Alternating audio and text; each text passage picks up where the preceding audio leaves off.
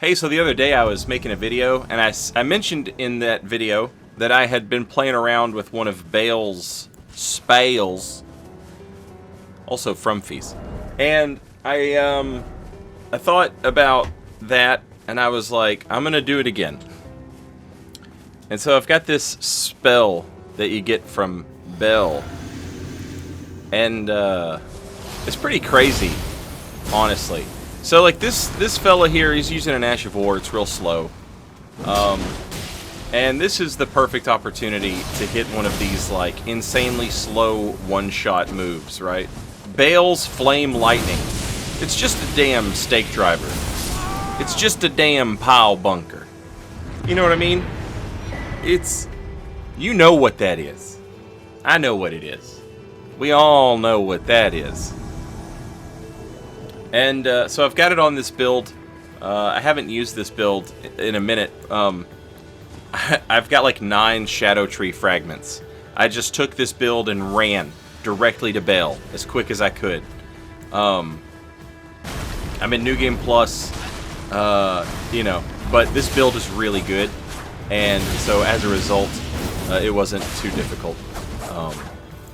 But yeah, this build is a Faith Arcane build that when I made the build, it sort of revolved around the Eocade's Dancing Blade Ash of War as like a heal punish or a roll catch, and that it's just ridiculous. It's just disgusting. It's ridiculous. It's everything I wanted greatswords to be in Dark Souls 3. It's hyper armor. It punishes spamming. It punishes bad rolls. It's just a fantastic weapon, and it's an arcane weapon. It's got some arcane magic damage, arcane scaling, and an arcane requirement, obviously. And so I paired it up with some dragon stuff, some dragon communion spells, and I went into New Game Plus for that second dragon communion seal so that I could have some absolutely absurd damage with some of these spells. The Dragon Claw spell that I use on this build gives you a bunch of hyper armor, and if you use it once and then don't use it the second time, it has a follow-up cast. If you don't use that follow-up cast, it will cast something else faster, right? And so I've got like Inescapable Frenzy, Bloodflame Talon, you know, some spells that are harder to hit, you know? And I basically use the hyper armor off the Dragon Talon, and that reduced cast speed that it gives me to hit spells that are, you know, a little more difficult to land.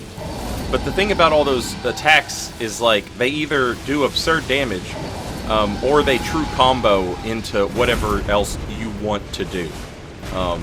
O-Flame, Bloodflame Talon, Carrion, Greatsword, all those types of spells that are hard to hit, they all true combo into attacks afterwards, right? And so, yeah, this build, it was perfect for the Bale's Lightning Stake, or whatever the hell it's called. You guys are going to love this invasion. This is one of those invasions that you love.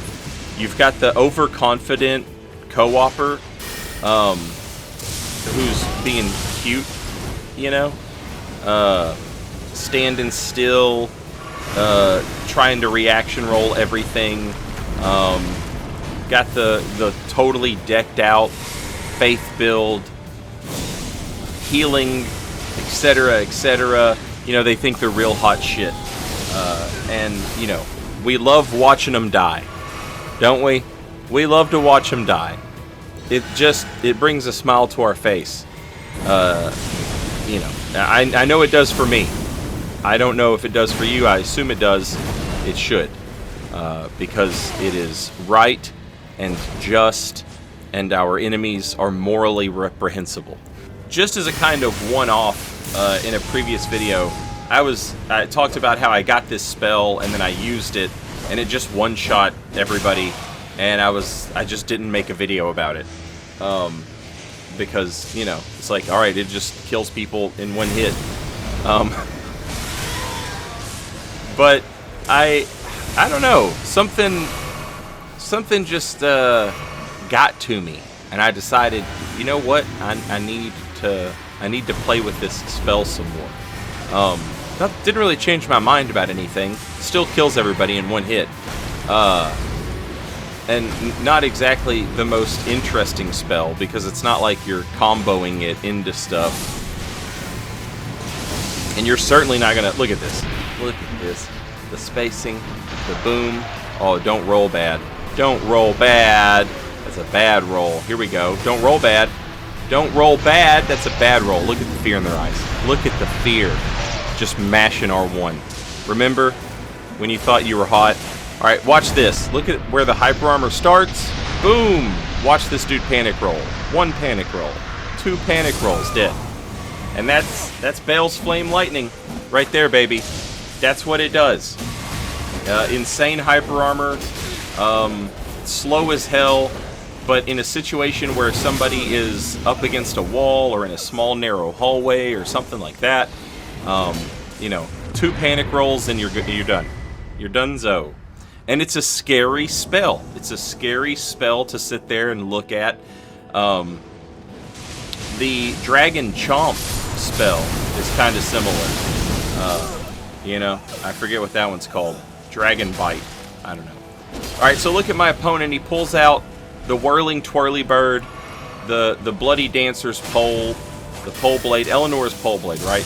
We know what button he's going to press, and we know how long it's going to lock him into an animation. Boom, done. Finished. Panic roll, dead. I hate that weapon. I hate that weapon. It's so annoying to fight against, because every hit on it has like an absurd amount of poise damage. So you can't hyper armor through that stupid thing with anything less than, like, you know, God's most powerful hyper armor. But it's so slow that you can actually use Bale's Flame Lightning against it, and you know, that rules.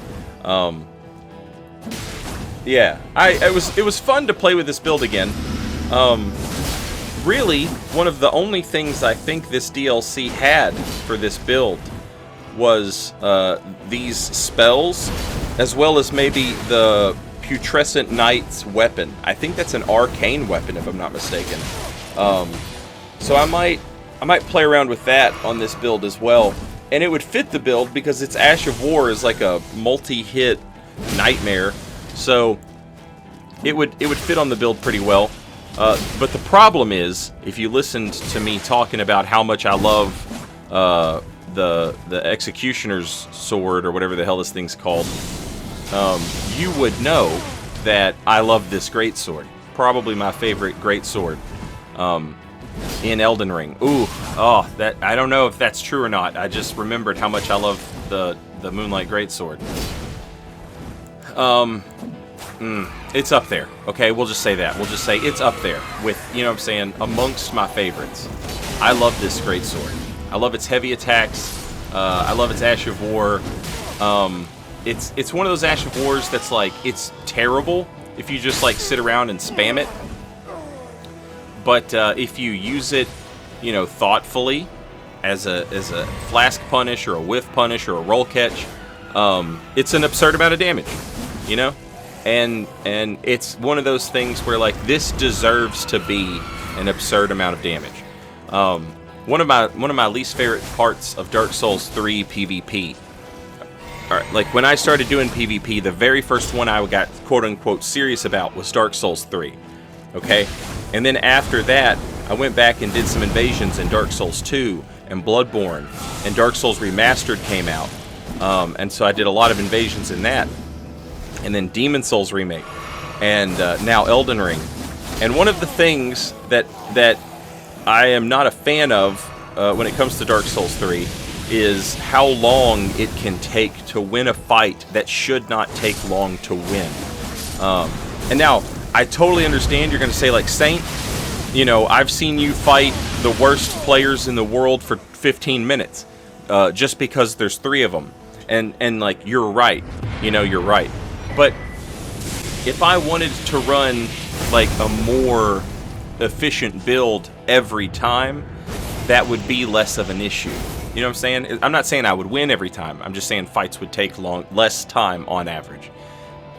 Having said that, this greatsword having this flask punish, you know, it rules. Here's the stats for the build, and here's the stuff I have. If you want to look at my Barbie doll from V. Looking at my Barbie doll from V. You looking at it? Okay. All right. That's it. I'll see you next time. Thanks for watching. Like and subscribe. Later, y'all.